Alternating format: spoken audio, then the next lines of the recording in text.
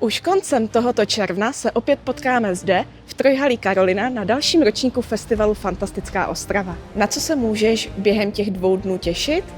Cosplay soutěže, souboje, LARP. Společně dokonce navštívíme i Japonsko a podíváme se do dalekého vesmíru. Tento rok jsme mysleli i na samotné hráče her.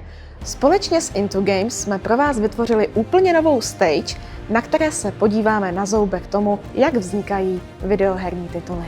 I v tomto roce se můžete těšit na zajímavé přednášky a na naše fantastické hosty. Kteří hosté dorazí na letošní ročník festivalu? Budete koukat.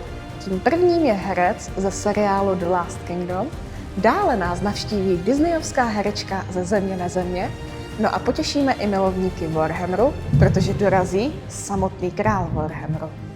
Festival Fantastická Ostrava je tím nejlepším festivalem na severní Moravě. A i ty můžeš být u toho s námi, a to jen za 550 korun.